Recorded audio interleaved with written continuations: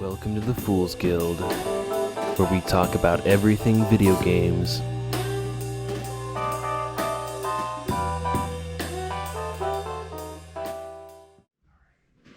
Hello, and welcome to the Fool's Guild.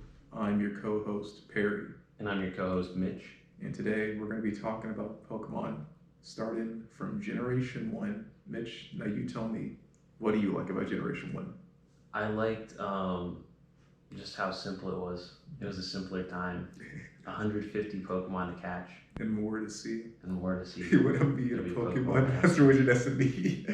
Thanks, Michael Jackson. But all right, let's start off with an easy one here. What's your favorite starter?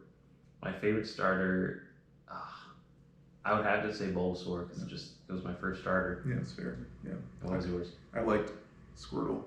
Okay. Yeah. So none of us are basic. Yeah. Squirtle's great. I remember Teenage Mutant Ninja Turtles was very big at the time, and I named him Michelangelo, so that's why I liked him so much. I named my Bulbasaur Tough Guy. Tough Guy. Because I knew one day he'd be really tough. Mm-hmm. And he was probably paralyzed for half of his life. Just because I never took him to a Pokemon Center. Yeah, mine were always dying because of poison. I was just running around like, how do I make it stop? Because playing other JRPGs, it just kind of stopped after a while. Yeah, you kind of get over the poison. Yeah. Pokemon never do. It's like, your Bulbasaur, Squirtle fainted. You should go to the Pokemon. Like, your character blacked out. I'm like, oh, hey, I got to the Pokemon Center. I wonder who carried me here. But continuing on from there, you got any other favorite Pokemon that you feel particularly attached to at all? I mean, just like all of them. I feel like all of the Gen 1 designs were really, really solid because you had like 3 different eyes that you used with. And now that we're in like Generation 8 now, you have like all these different eyes to choose from. Yeah. And by eyes, I mean like, how the eyes look. Because it was just like there's evil Pokemon that had like these triangle eyes. You have these like cute Pokemon which had round eyes. Then you have these like dumb Pokemon which kind of have these like the dot eyes. Yeah, the dot eyes like Krillin. Yeah, but I loved Nidoking was one of my favorites. Just because he's purple and OP. And then I really liked Clefable, and Clefable's always been one of my favorites too. Okay. Yeah. I gotta say, if I was particularly attached to any Pokemon from Gen 1, I would have to say Scyther, just because they look cool. That's all I went for as a kid. It's like, this one looks cool, I'm gonna put it on my team now. This one looks cool and it's hard to catch. Yeah, it's rare. It's not like, I don't want to catch another Raticate like Youngster Joey. Youngster Joey's a fucking loser. Youngster Joey has too many Raticates. Yeah. Okay. And then going on from there, let's see. How'd you feel about Blue? Your main rival, the one who's pushing you forward the whole game. Blue, out of all the rivals, he's probably my 3rd favorite. Okay. Yeah, just because he was snarky, but there was no substance there, and like the whole plot kind of revolved around him, like just beating you, and then not beating you because like your bond with your Pokemon was stronger for some reason, which I didn't understand because it was just like, Oak comes up to you at the end of the game and he's like, wow, Blue, like you kind of suck with your Pokemon. It's like, why can't you be more like your neighbor? Oh my God. And basically he was just like, yeah, your bond with your Pokemon is stronger. I'm like, how though? Like, because I'm the chosen one, or like, is it because like I level up my Pokemon and I care for them, but I don't do that, I just fight with them. Yeah. And so Blue's Pokemon just like apparently just hated him for some reason. I don't know what Blue was doing wrong the whole time. I kind of felt bad for him as a kid. His own grandpa prefers the kid next door as opposed to him. Even forgets his name. He's like, what was my grandson's name again? My grandson's name. I'm getting dementia, but I can remember you, Red. I can remember you very, very well. You gotta feel bad for Blue, but yeah, that's a very fair analysis of him, basically. Not a lot of substance there, but I feel like compared to later rivals that I'm sure we'll get to, he's got a little bit more memorability to him, obviously, because of his catchphrases. And like, I'll smell you later, insane, or insert name of main character here. Yeah. And this jets off probably crying the whole time that you kicked his ass for like the 15th time. Yeah, I feel the same way. One second. I'm not unplugging the fridge. Okay.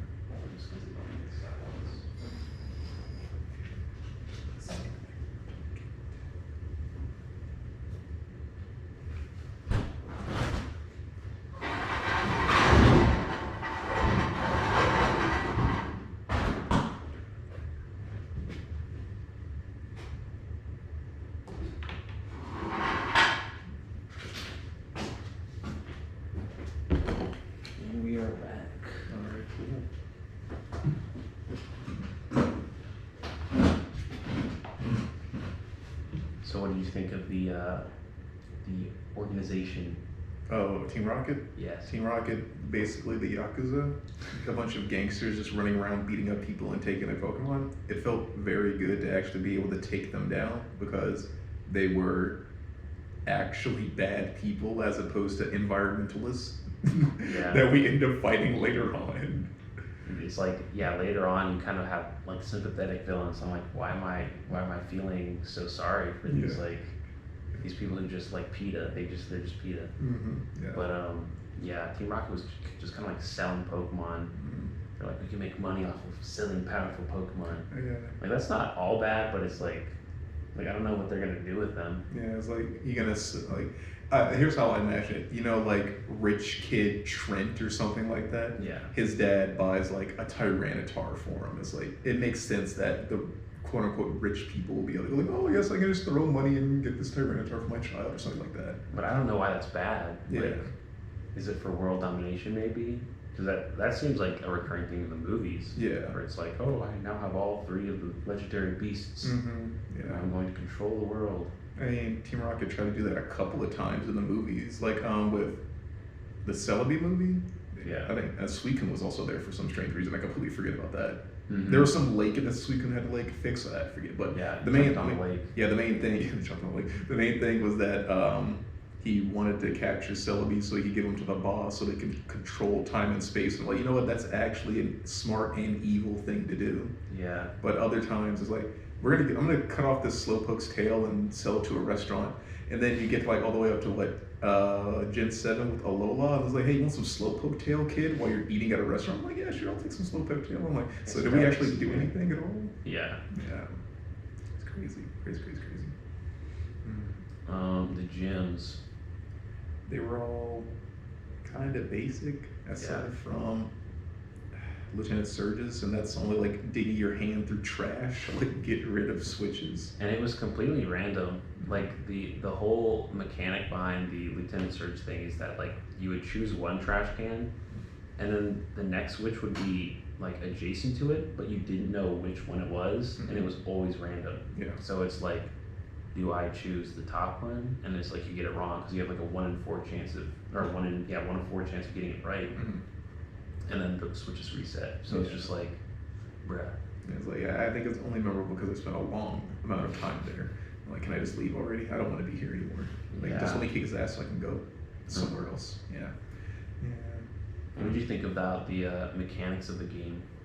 You mean when we still had to use HMs to get around? Yeah, or just the fighting. Oh, We can get to the fighting later. Yeah. But yeah, HMs. It really felt like my Pokemon had to help me out on the journey, but I'm glad that we don't have to use them anymore because. We're just in Gen 1. We're in Gen 1. Right? Okay, yeah, that's fair. It felt good, like having my Pokemon be able to fly me places. Like, say I got a Dragonite, like Dragonite fly me to Saffron City or something like that. It's like, yeah, like Tentacruel, use Surf so I can get somewhere, or Lapras or whatever. Mm-hmm. And it's Scyther, use Cut so he can get past those trees. Like, yeah, my Pokemon helping out. It kind of felt like we were all working together, even though it was basically like, I need one of you to have this move so we can actually progress the game, basically. So it felt good having that. Yeah. Do you want to talk about the combat? Hey, we can talk about the combat, about how, wasn't the attack stat for physical and special moves? If I remember correctly. So special was for special attack and special defense. So you had one stat called special, which you just shared, special attack and special defense. Yes. So that was the same stat, but you had HP, attack, defense, special, speed. And I remember back in those days, if a Pokemon used double team enough times, it could dodge Pokeballs. Isn't that right? I don't remember. I want to say that's true. Like, just something completely dumb and inane that just made the game even. I want to say most of the difficulty back in Gen 1 was just because they hadn't thought about the system enough. They were just broken mechanics. Yeah, just very stupidly broken. I remember Alakazam and Mewtwo technically being the 2 strongest types in the game because they were both psychic, and nothing was like Bug didn't chew up psychic back then, I think. Yeah, and also there's the whole point about the Pokemon Tower being really good because you could get like ghost Pokemon. And there's only one ghost Pokemon in the game, which is the Gengar line. So once you got a Gengar, you're like, oh yeah, I'm gonna like defeat these psychic trainers because like Ghost is super effective against psychic. They even tell you that in the game, but there was like a bug or like some sort of uh, like some random occurrence that like they didn't foresee, and it actually made Ghost types weak to weak against psychic. So like the psychic types were just like dominating Ghost types, poison types, and like every other type, and you didn't even have dark type back then. Balance it out, yeah. Yeah, so they were just running rampant. I mean, what was that Elite Four member's name again? The second guy, I forget his name. He was a clown. He like juggled his Pokeballs. Was it Will? I think so. I only remember Bruno and Agatha. Everybody else. Oh, you mean in Gen 1? In Gen 1, yeah. Gen 1 was just Lorelei, Bruno, Agatha, Lance, and then and then Blue, yeah. Oh, yeah, that was Lance. Okay, yeah. I remember Will. Will was a psychic type in, I think, Gen 2. Okay. Oh, yeah, he fills in the spot later on, if I remember correctly. Yeah. Okay, that makes sense. Yeah, but that the mechanics were just very broken back then, because I remember there was the reason Nidoking was so strong and why so many people take him on like speed runs is because he has like Horn Drill, which is supposed to have like a really low accuracy, but you can use like as many X accuracies as you can and just like insta kill everything. And because it was so easy to get early and because its stats were so good back then, like it just like destroyed the Elite Four on its first try. So makes sense. Okay. Right there. And just broken stuff. Yeah. There's not a lot of foresight going on there, but that's fine because they fixed it later on, kind of, sort of. Not that much though. Yeah. Okay. But the gym progression, honestly, I liked, but it was little. It got a lot easier at the end, just because like after you defeat Giovanni like twice, I just feel like the game gets really easy. Yeah. Just because in the beginning, obviously, like your start depends on how easily you get through the first couple gyms. Yeah. But when you hit like Blaine, I feel like you have a good grasp on the mechanics, where you can just like steamrolling anybody. Yeah. Other aside from just me personally, if it didn't do damage, I didn't take it. So I had, say, a Bulbasaur, not a Bulbasaur, a Blastoise that do Hydro Pump, Water Pulse, Surf, and some other fourth move, like maybe Ice Punch or something, or Ice Beam. Yeah. And not having like any moves to like set up or defend myself at all. So that's the only bit of difficulty I could say I had with the game during my time playing it. Yeah, I did not even understand like any stats at all. So I was just like, oh, you lowered my speed. That doesn't do anything. Like I can just keep attacking you. Because it's not like a competitive battle. It's very like PvE. There isn't a lot of like, oh, we're like setting up entry hazards and like switching Pokemon so that my Pokemon's faster than yours now because of the speed deficit. It was all just like, it was all just PvE. Like it was encounters rather than like an actual like you're fighting somebody. Yeah, it's like I walked down the street and then I ran into Lass, Lorelei or something like that for like the 15th time. But yeah, it's no big deal. This really doesn't matter at all. Yeah. But what did you think about like how many types there are? Do you think that like is good for the game, or do you think that they should have a few types? I like how they've expanded the types. The types in the game were all very good. They all made sense for what we had during the time, so I can't complain at all. Yeah, that's all I got to say about that. I just wish they had better configuration about the whole what beats what situation, like going back to the psychic types again, obviously. But other than that, yeah, everything made sense. Like, I use water on this ground type. Water's weak to ground. It's like fire beats grass. Doesn't seem too difficult to understand. Except it was kind of worthless to have bug Pokemon at the time. So yeah. Yeah, I mean, bug Pokemon are always going to be like bad because their base stat totals are intentionally lower, just because they want you to get them early and to be good early. But it's like they're never really good. There's only like maybe 2 or 3 good bug Pokemon that have ever existed. But unfortunately. Yeah. I'm still waiting for that bug dragon pseudo legendary. It's gonna happen one day. Never. Please. I think it'll be a like an actual legendary, if anything. I like that even more. Yeah. Yeah, that'd be cool. And what was the only legendary of that game of Gen 1? There was the legendary bird trio. So you had Articuno, Moltres, and Zapdos, and then you had Mewtwo as like the true legendary, and then you had Mew as like a mythical that I think was never released. Yeah, wasn't it like a special event thing, or did people have to hack it in during the time? I don't think it was ever released as like a special event. Really? Yeah. So it was just like in the game data. Oh, okay. Well, that doesn't make any sense. It's like there's a Mew 2. Where's Mew 1? Yeah. Okay. It's just kind of like you see it in the journals, and you're like, oh, there's some other Pokemon that nobody knows exists. But yeah. There's a way to like actually get it, and it's like you have to fight this one specific trainer, and that Pokemon has like some sort of value, and you're basically like hacking into the game's code, and like then you have to like fly to this one specific area next to Celadon City, and then like find a trainer off screen and get like a perfect, like a frame perfect like menu. Like you have to hit the start button to menu when they like see you. Okay. And then you fly, and then it like does this weird encounter, and then you can actually find Mew. Oh, okay then. It's really roundabout. It's like a split, but that's how I got my Mew. Yeah. I remember we were probably still just, as a kid, like just talking about Pokemon around like the lunchroom table, basically. Like, oh, I got Mew last night. I totally did. Can we see it? No, I left it at home. I swear. And so you're gonna tell us you got me? No, you gotta figure it yourself. It's a gamer secret, bro. Yeah. No, yeah. I think all the designs just like were really, really solid because they were actually just like they were like animals, and then they were like multiple animals fused together sometimes, and then sometimes there were plants and animals. Yeah. And yeah.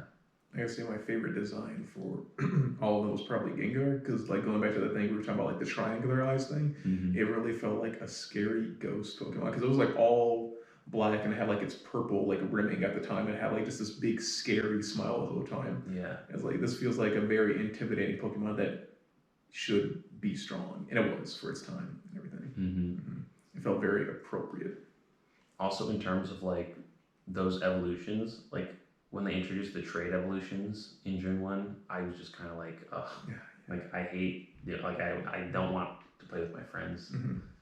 It's like, you want to trade Pokemon back and forth? It's like, can I just train this Pokemon myself? Like, isn't that the whole point? Yeah. So I'm just going to ask for my Gengar back. And they still haven't implemented that. Like, I wish they would, like, make it so that players who want to just play by themselves don't have to, like, wonder trade their Pokemon off to get it back. Yeah. Hopefully. Fingers crossed. Yeah, no, I like that. And they also had another evolution method with the stones, like the evolutionary stones. I thought that was cool, but it's just like it's very limited. Yeah, it's also kind of fell off a little bit too. Yeah. It's like a classic evolution method now. So in terms of the cities, do you like the cities, or were they just kind of boring to you? They were kind of boring at the time, because dealing with what would you even call the color palette for Gen 1? Just clear? I mean, later on, if you played it on a Game Boy Color, each of the cities actually had a color to them, and it was like represented by their like name. Yeah. But yeah, it was kind of just like black and white, I guess. Yeah. Is what you call it. Yeah. Not very fun to look at. No. It's kind of like, where's the gym at so I can leave this place? So I can go kick Blue's ass for like the 30th time. Yeah. But I liked how a lot of the gyms had like, they were locked away behind HMs, and it was just very like clear. It's like you need cut to get to Lieutenant Surge's gym, and it's like, how do I get cut?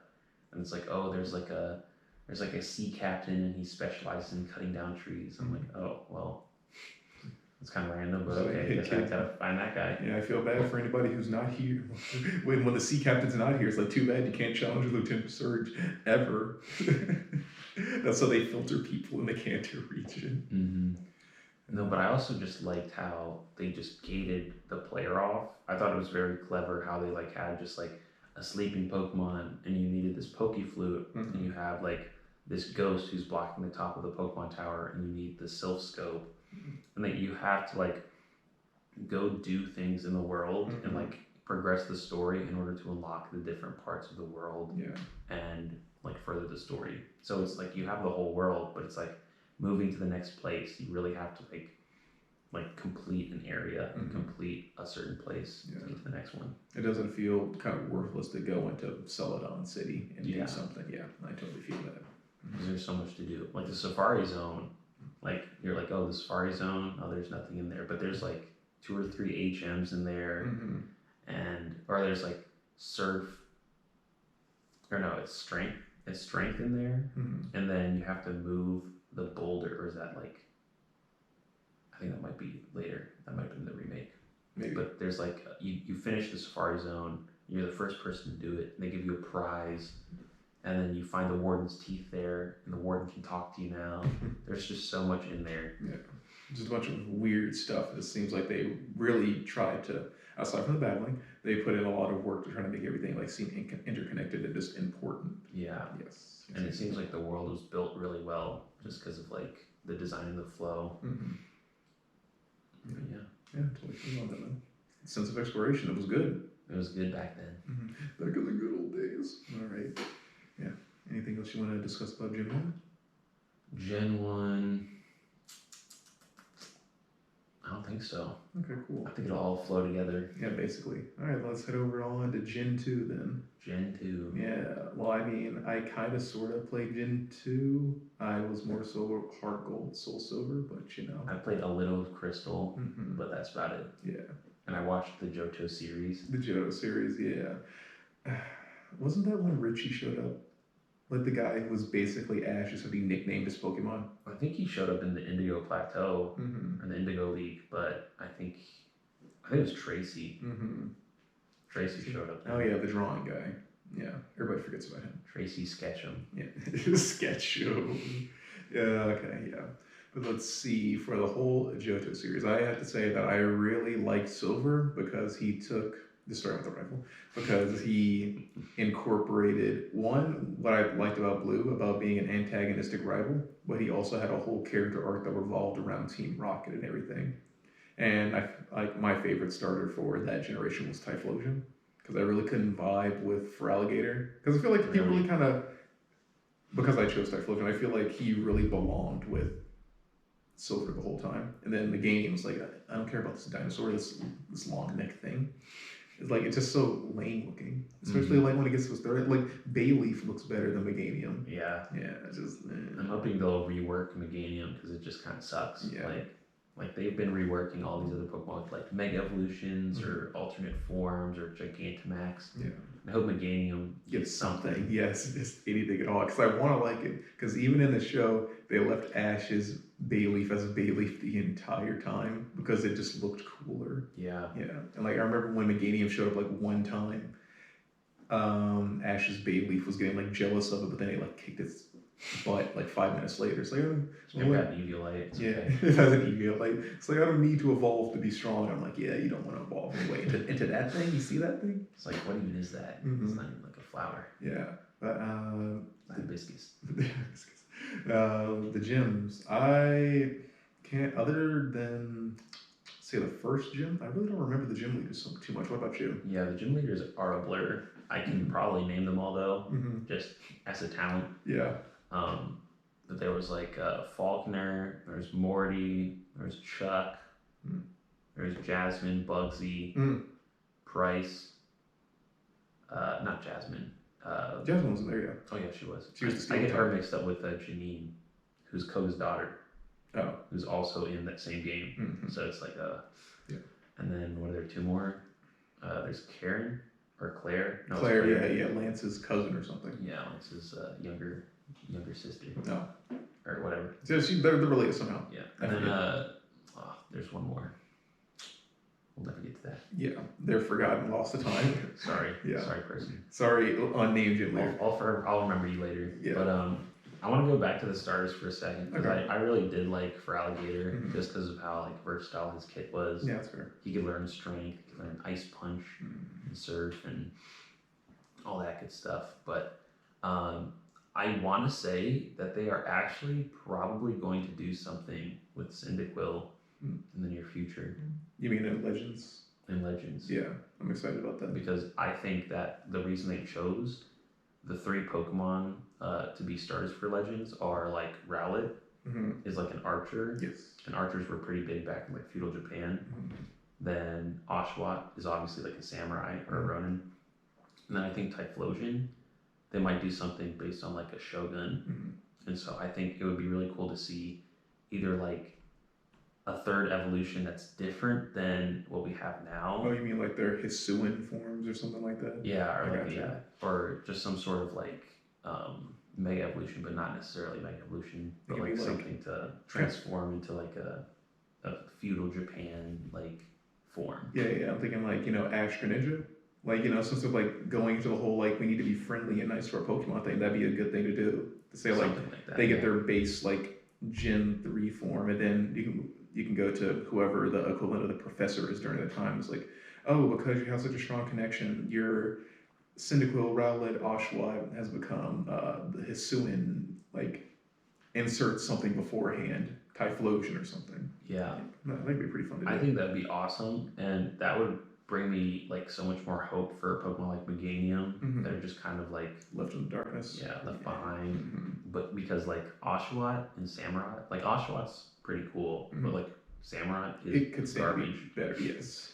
And then Decidueye is like way worse than the other two Pokemon that it came with. Yeah. So, which were Incineroar and Primarina. Even though I always chose Decidueye, it's like it still felt this Gen 7 starters that kind of felt water. I didn't like Incineroar because I didn't like its final evolution. Yeah. Gosh, I keep getting off track. Yeah, my bad. Yeah. Right, back to Gen 2 though. Yeah. Just got done talking about the gym leaders. Yeah, I'm hoping that the starters for like Meganium and even for Alligator will be reworked a little bit because we've seen so much Charizard, Blastoise, Venusaur. Like, it's crazy. It's like, yes, we know everybody likes Gen 1. Do something with everybody else. Yeah, gosh. Yeah, I definitely think Game Freak has like such a strong feeling for Gen 1 that they're like trying to push them because I think they assume that that's everyone's favorite Pokemon comes from Gen 1. And that's not necessarily true. I like Scizor, one of my favorite Pokemon.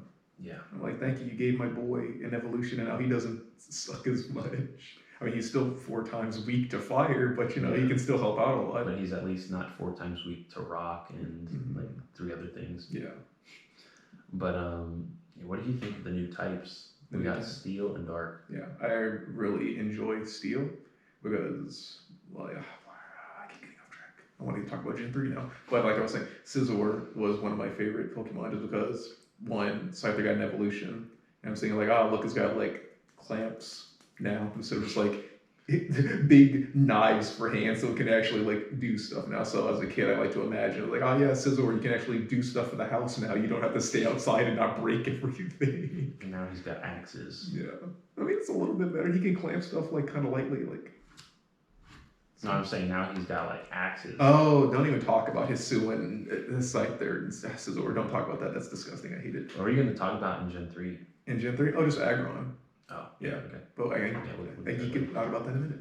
But yeah, other than that, Steelix was pretty cool. Is that? No, Magneton existed in Gen 1, didn't it? Yeah. Okay, yeah. They added the Steel type to Magnemite and Magneton after Gen 2. Yeah. And what Dark type Pokemon got introduced? Because I forget. Well, also, I think one of the best Steel types, Skarmory, was introduced back then too. In Gen 2, I always thought it was in Gen 3, Yeah, because it's more common in Gen 3 with the Fall Arbor Town or whatever it's called. But yeah, Skarmory is just really, really good, like defensive Pokemon.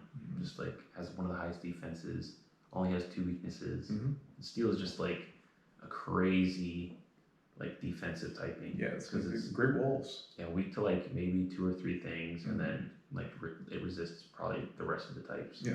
So Steel and anything is just a really good type combination. But of the Dark, we got Murkrow, we got Sneasel. Was Sneasel just Dark back then? Sneasel was Dark Ice. The Dark Ice, okay. We had Umbreon. We might have had a couple more, but yeah. Honestly, some okay Pokemon. Yeah, Umbreon's good. Continue the Eevee line. I don't think that Bite was Dark type. I think they had like 1 or 2 Dark moves back then too. So. Yeah, they were just starting out. Yeah. But yeah, most of the even generations, if you look at like the Pokedex, the even generations will add Pokemon to the previous generations. So like Gen 2 was 100 Pokemon, while like Gen 1 was 151 Pokemon. But Gen 2 had much more like baby Pokemon. It had a lot of evolutions. Yes. And a lot more like single stage Pokemon as opposed to like full evolution lines like Gen 1 did. Yeah. So, yeah. Yeah, Sneasel. Sneasel was introduced in Gen 2. Whitney was the last one. Oh, Whitney. No wonder I got rid of Whitney in my memories too, dude. I tried. But she just came back crying and wouldn't give me my gym badge. Yeah. Imagine if every gym leader just started crying. You know, a good chunk of the gym leaders in Gen 2 were actually like that. Whitney did that. Claire did that. Yeah. I want to say Chuck.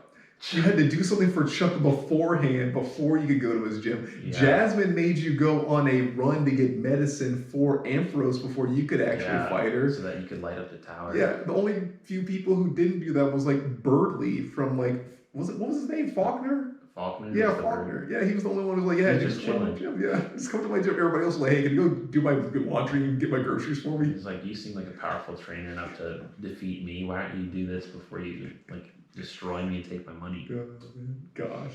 And that just reminds me of when Claire made you go down and see her grandpas to go do a quiz. It was like after she's like, you've beaten me and now you have to like come meet my parents. I have to come meet my grandma. I'm like, what the heck? Yeah, she was it's because she was so butthurt about losing. She's like, what? The only person who can beat me is Lance. And I'm like, well, I'm here. So, I'm about to go do that. I'm about to go beat him. I'm going to go beat Lance too. And it's like, so you failed the test, right? Kid's like, no, I passed with flying colors, you idiot. She's like, wait, how'd you pass? I'm not stupid. That's why. The questions were so easy too. It was like, do you like Pokemon? Yes. That's about it. And then the grandma was like, here, take our most prized Pokemon. You can fish Dratini out of the lake anytime you want. I'm like, oh, okay. Well, thank you. I'll just take all of them. Yeah. And then another thing, I mean, Team Rocket was kind of gimped by this time. But yeah, they were kind of just messing around the Jotaris. Like, Giovanni, where are you? We need help. We don't even know how to count money anymore. And he was like in the mountains somewhere, just like chilling out. I was like, yep. I wonder how that red kid's doing. Because at the end of Gen 1, he was like, you know what, I'm never going to be evil again, so I'm going to go off and do something. Left his kid behind, by the way, tying it back into Silver right there. In the anime, he was like, yeah, you've taught me like this deep connection between Pokemon. It was like a Ratatouille moment where he's like, oh, it's like, I remember when I was a kid and I had a strong bond with my Pokemon, so I'm just going to retire from this business. Yeah. And he completely gets away with it too. Yeah. He gets away with everything. Yeah. None of the Officer Jennies try to do anything to him. Yeah, there are no Officer Jennies. Like whatever the equivalent of the Pokemon government is. Like no wonder there's so many terrorists running around the Pokemon world. Yeah. Basically, they leave it to 10-year-olds. There's like some sort of cult or mafia that's ruling the country. And there's no police. Like the Pokemon world must be very peaceful to allow stuff like that to happen. There must be nothing going on. It's like everybody's just chilling out with their Pokemon. So no wonder nobody's ready when somebody tries to take over a region, and that's why they leave. Like, call the local gym leaders. Like, what do you want me to do? I'm out of town this week. Figure it out yourself. Oh man, that's funny. What else in Gen 2? I thought just having 2 regions in one game, it's just never been done. Yeah, it was nice. Yeah. How you got to go back to Kanto for the after story, and you basically went on the entire journey in reverse. Yeah. You know, made it all the way back to Pallet Town, kind of just walk into Red's house and go like, hey, is Red here? It's like, I haven't seen my son in 2 years. And you go to Professor Oak, he's like, hey, you should go to Mount Silver. I think Red said he was going up there like a while ago. Oh yeah, here's one of the starters, by the way. It's like, oh cool, thanks. Throw it on my PC. It's like, oh, thanks for this one level 5 Pokemon. While, like, honestly, the progression of that second half of the game was just out of whack. It was just, like, so easy. You steamrolled everyone. Yeah. Because, like, by the time you got there, your Pokemon were, like, level 60. Everyone's Pokemon were, like, level 40. Yeah. I was like, they didn't need to make it so easy. They could at least put it up to level 60, you know, like the Elite Four. Yeah. I was like, yeah. And then once you got to Red, his Pokemon were, like, 80. And I was like, okay, this is, like, an actual game now. Yeah.